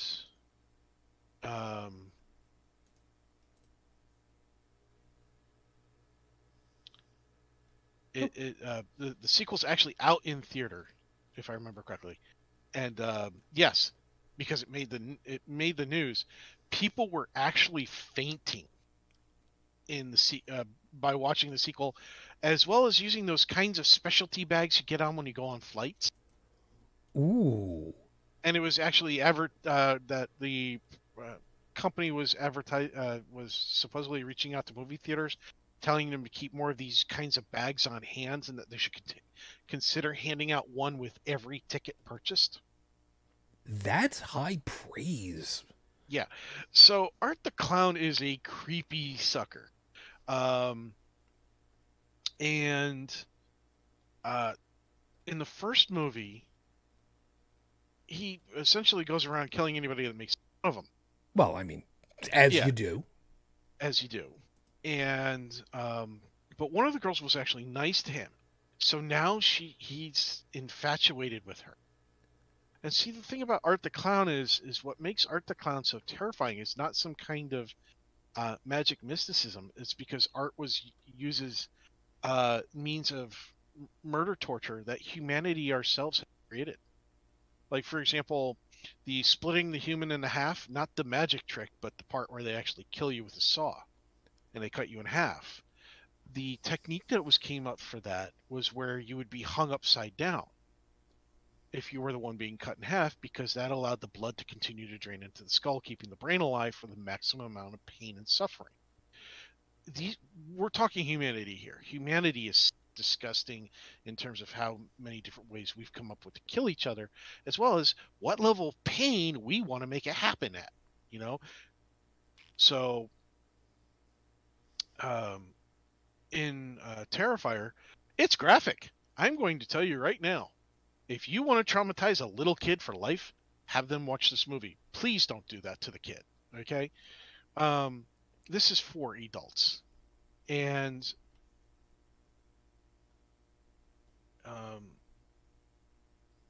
wait, no, I just did that. Sorry. But the point is that you're right. It's high praise that people are actually fainting, getting scared, passing out, things like that, because it tells you something was done right in terms of a horror movie. Probably. Now, we know full well that, this is, again, time of the season for, the spooky stuff to be happening. And I'm not a horror movie kind of guy. I'm really not. There are some notable exceptions, however. There's the poster for Terrifier, and Yes, they made art look. Uh, art actually wears that makeup and everything else. That looks like on the level of something that they would have done back in the original Star Trek series levels of stuff. Just from the look of it. But okay, so the spooky stuff right now. As far as horror is concerned, like I said, I don't do horror. So, have I seen Jaws? It was on HBO back in the day, so I've seen it. I don't think that quite qualifies as horror. Thriller, sure. But have I seen Poltergeist? Yeah, I did. Again, it was on HBO in the day, so yeah. But I very much adore Ash. Ash and the Evil Dead. Because yes, Hail to the king. It is for anybody that has not seen the series Ash versus the Evil Dead. I cannot guesstimate how many 55-gallon drums of fake blood they have used. Oh, God, they every time they do something with them, they go through a lot of supplies. Yeah. Now, what I absolutely love is that it is so much fake blood. It doesn't matter what the consistency is. It doesn't matter if it looks like it's really blood. It really doesn't, but I mean, it's they use so much that full well it's just absolutely fake. There's no way around that one. It's on the level of which Dracula movie was it with Mel Brooks? I forget which one it was. Dead and Loving It? I forget which one it was off the top of my head. But they're going to go ahead and they're going to try to kill a vampire by driving a stake through its heart. And the poor schmuck has got to do it. And he's just like, okay, here we go. And he does it. And there is just... Oh, yes. Yeah. It was Dracula, Dead and Loving It. Yeah. A complete shower. Kurosawa levels of fake blood. Oh God, that was when I first saw that, I started laughing my ass off. Yes. I was like, dude, that's her freaking stomach, right? That's exactly right. Three times. Three times. He had to do it 3 times, and it was really funny. It was after all this blood. It's like, I believe it was Mel Brooks' character goes, she just ate. Now, what I love about Ash vs. the Evil Dead is there is just so much. There's so much of this fake blood that's just all over these characters, and the blood has finally stopped spewing all over the place, and the scene, the characters turn for a cut, and around their eyes and their mouths and their noses and a good portion of their face, there's no blood on them. There's none of this fake blood on them. And another scene, one more scene cut later when they're leaving the room or leaving the building where this had just happened at, there's like no blood on them whatsoever. I mean, it's so absolutely blatant. And it's just like, I can't take this serious. And I can deal with that kind of, level of horror because the camp is just so over the top. Oh, and spoilers, Ash's dad cost a lot of money. I'm just going to go with that. Ash's dad cost a lot of money. And anybody that has seen it knows what I'm talking about. Those of you that don't, you trust me, you can ask and I'll explain it, but I'm not just going to volunteer that information for you. Felix is reminding the SNL Julia Child skit. I don't think that I've seen that, but I'm sure that we will be able to track that down and add it to the notes because I mean, if it's anything like what I think it might be, that's definitely going to be worth it. Cato had said, immortalized Beekman's likeness into a puppet epic. That would be really cool. Okay, sure. That would be really cool. Best of my knowledge, Paul Zaloom is still out there and performing as Beekman every once in a while, if I remember correctly. I'll have to... You know what? I will see if I can track him down, and I will see if he might be interested in joining us some night. I got nothing to lose, so I mean, what's the worst that can happen? Talk to my agent. And the agent's just going to go, no. Then just, it'll be what it'll be. But, these days, what's available for kids to have bought for them is amazing. What adults can get is amazing. And what people have been able to build for themselves is amazing. I'm very specifically thinking of the guys who have done, the ones who have built for themselves, especially. The guys from the various Ghostbusters franchises around the country. The guys doing the 501st Legion for the Star Wars Stormtrooper. Out of this world. By the way, speaking of Ghostbusters, real quick on a side tangent. Yeah. For those of you who have some of those Psychostick videos before and thought, that's kind of funny, they did a Ghostbusters metal cover. Yes, they did. Sepultura style. And as a fan of Sepultura, now rock-wise, great job. Video was a little slow for the... There were some moments where it was like, why'd you do that? Could have twisted it, made it funnier by doing it the other way. But I wasn't in creative control making their video, and I haven't even tried to make one like as complex as some of the stuff they make. So I'm just going to shut up about that.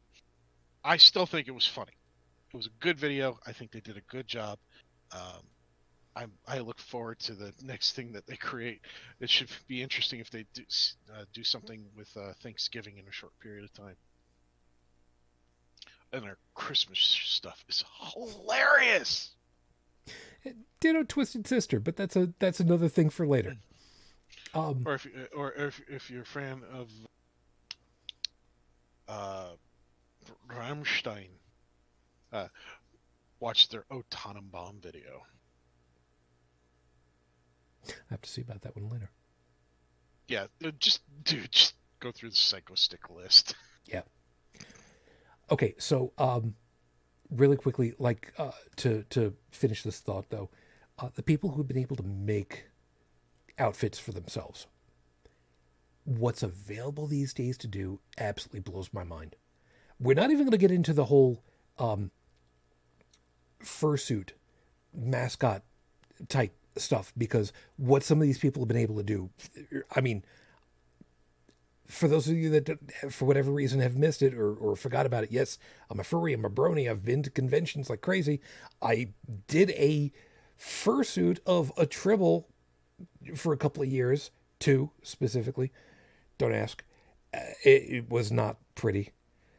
But what some of these guys have been able to do, there was one guy built his own suit, and it was I forgot what species of bat it was, but the guy was an older gent in his mid 60s at the time, used his knowledge of high volume AC and electronics to wire up his wings with acrylic bones that lit up, so that his arms would come up, the wings would be down there, reminding you that bat wings are basically just, skin.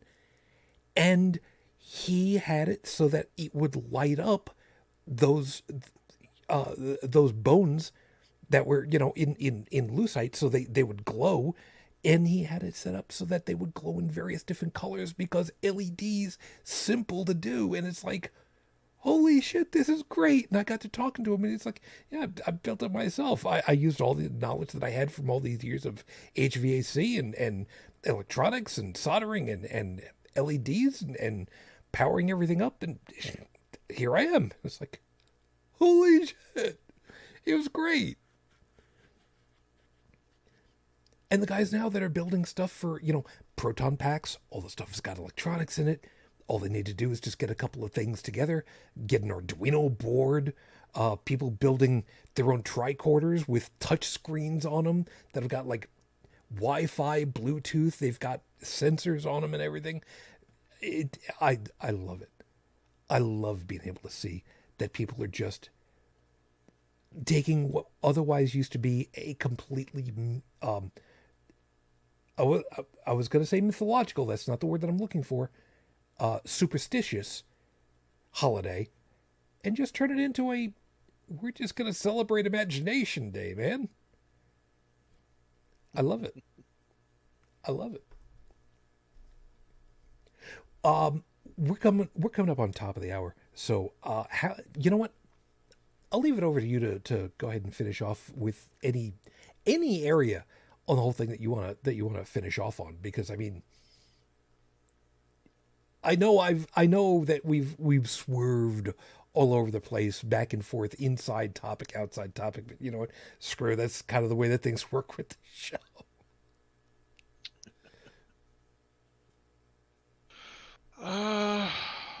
Let's see.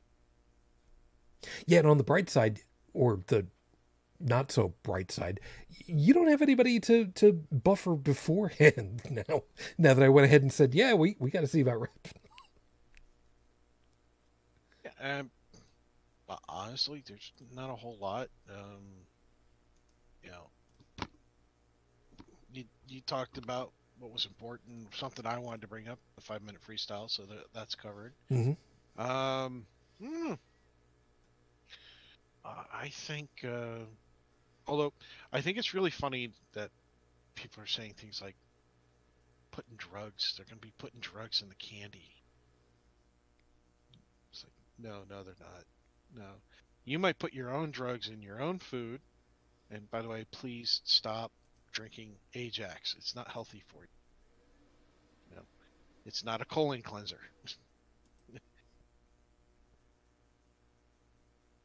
But, yeah, no, it's just hearing the people go bonkers over stupid shit just absolutely amazes me.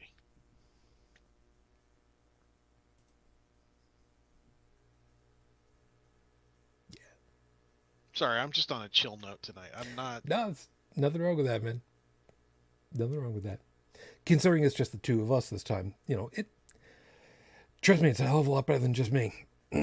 I've tried talking for an hour. It's a lot harder than people think. Anyhow, what I've got to finish off with, though, is pretty much the same thing that I just said. At this point, Halloween is a nationwide fursuit parade, for lack of a better way of putting it. It's an opportunity for anybody and everybody to get dressed up. Just have fun with the imagination. Look different. Behave different. Put on a character. Try acting. And what's wrong with that? There's not a goddamn thing wrong with that. There are groups that are not going to like it. There are groups that are going to say, well, we want to keep you with our group, so let's go ahead and have you do trick or trunk. No, I'm not going to explain it. Yes, you can look it up for yourself. No, it's not safe for work. But really, if you think back on the times where you went ahead, you got dressed up, and you went for a party, or you went outside your house and you went trick-or-treating, how many tricks did you go ahead and pull? Yeah, me neither. I But didn't pull that many. yeah, never did. Yeah, I mean, first off, nobody was ever really a dick. You know, if you didn't have candy to give out, you just turned your front porch light off. Didn't matter if you had decorations, you turned your front porch light off. Yep. And between the appropriate hours, so that way the kids just skipped over your house. You know, the only person's house that I helped do anything with, and it was just toilet paper, was because they were being a dick. Don't be a dick. If you want to know about an excellent trick that I learned as a kid, and I mean like grade school learned as a kid, follow this one. Get an egg. I know, just wait. You get an egg. You hold it upright so that you've got the tip up and the flat down. You crack the bottom very carefully until you can get the egg to come out. You might need to put like a pinhole in the top. Let the egg all come out. Wash it out. Do that with like a dozen. Now, let me interrupt you real quick there. If you ever want to get into the practice of creating Fabergé eggs, this is a good start, because then you could use as a painting and so on platform. Go ahead. Now, obviously, you do this with like a dozen eggs, you're probably going to want to put them to some use. So, this is probably a Nice good souffle. idea. A nice souffle.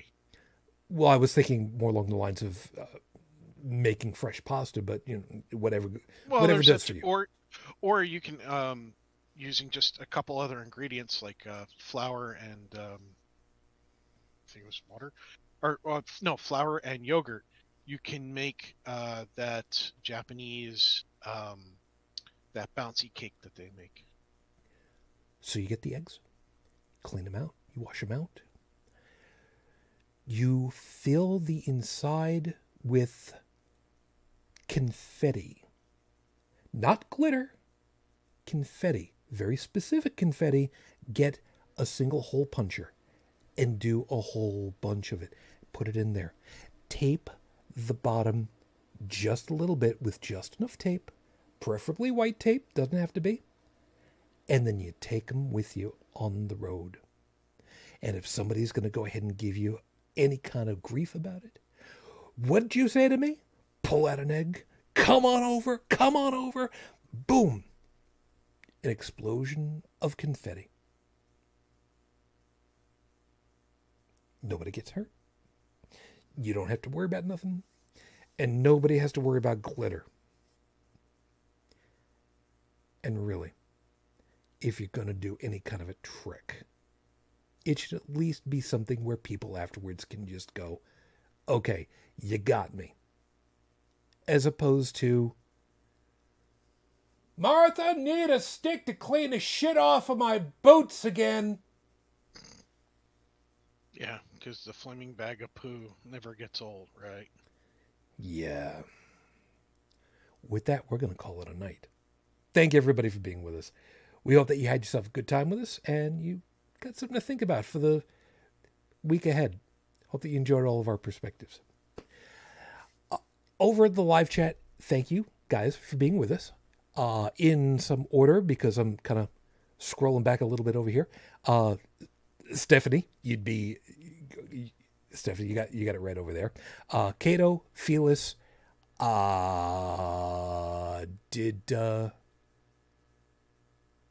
Elenatron, you were still there, I'm assuming. I know, assuming, but, it is what it is. And Seeker, I know, was here earlier. So, thank you all for being with us. Appreciate it. Tech, thank you for saving my ass tonight, because this would have been a really sucky show if it was just me tonight. Thank you. Oh, actually, I'm not really here. You're passed out, and I'm just a figment of your imagination. But you're welcome. Yeah, I appreciate that. And the only answer that I've got for that is there's a long running history with that. And some of you need to know. And some of you don't. He's the only one that needs to know. You know what? I should just buy you coffee and just be done with it. Well, what I was thinking is they make those remote control vibrators that you can control over the internet.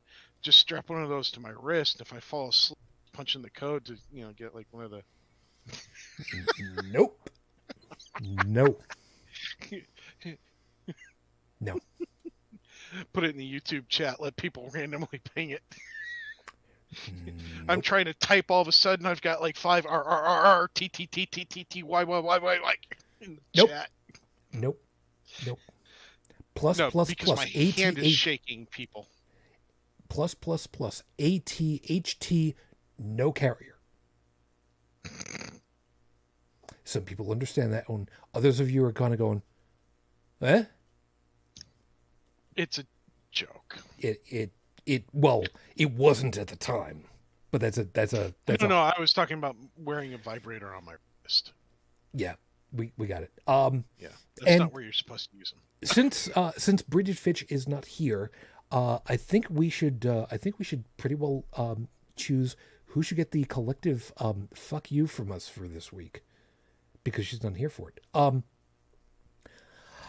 I'm just gonna go with the MAGA conservative cretins who have all collectively said, "No, it's perfectly reasonable for people to break into people's homes in order to have political discourse with a claw-peen hammer."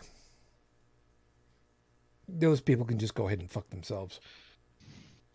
You got a recommendation? Or did I just take your thunder on that one? I was going to say, there's other uses for a claw-peen hammer. Instead of going violent with it, you could just, keep the handle nice and waxed and shove it up your ass. You'd probably get more fun out of it. A little prostate massage going there, Yeah, pretty sure some of those people could probably go ahead and do that. That'd be perfectly fun that way. Just remember to taper the handle. Or just do it sideways, in which case you don't have to worry which way the handle is facing. I still love the movie Little Nicky because of the Hitler and the pineapple thing. Oh, yeah, you guys had shown me that particular thing. Okay, it's fine.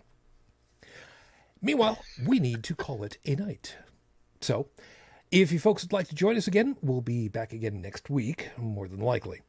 If you'd like to go ahead and be in contact with us or get the audio version of the podcast, take a swing over to holycrapthevlogcast.com. All our info is over there. You can leave us a voicemail message at 859-HCTV-554. It's 859-428-8554. And we will be looking forward to hearing from you sometime in the near future.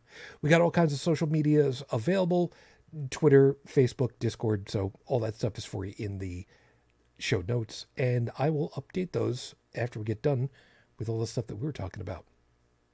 So everybody, as always, please take care of yourselves. Please be safe, be healthy. And before we go, as a last item, as I always say during the season, jack-o'-lanterns, pumpkins, gourds of all description are too easily available. If you are driving at night, please be attentive to highway overpasses. If you're going under one, please be attentive to make sure that there's nobody going to be dropping anything into traffic. And if you're going over one and something looks a little on the weird side, there's nothing wrong with pulling over to the side and parking with your brake lights on. It's enough to scare folks and to move them along. Because if they throw something into traffic, you could very easily just be saving someone's life. Trust me, I know a little something about this. So in the meantime, we'll call it a night. Thank you very much for being with us. Beyond that, we got nothing else for you. So until the next time we're together, everyone, as always, I wish you the peace I no longer have. I wish you the strength that I've learned. I wish you well. And of course, for my lady, too damn many years on later, I am still in love with you, Fluffy East. Mwah. Matane Fujin. I love you. I miss you. Dream of me. So the next time we get together, everyone, as always, good night.